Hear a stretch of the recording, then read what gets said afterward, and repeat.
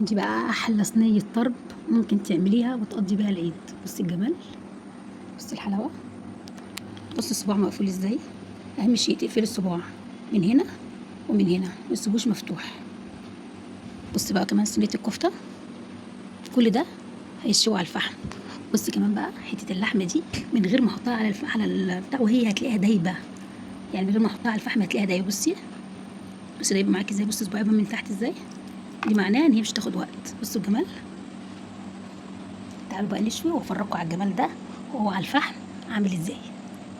هي انا جبتها ما رضيتش افتحها غير لما اقول لكم، هفتحها واظبطها واوريها لكم.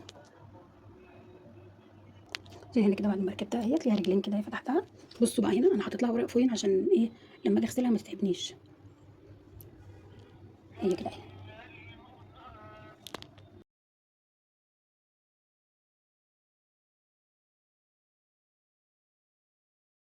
تتبيله احط بس فيها كده طرب اهو، بصوا الطرب واحط رصه كده.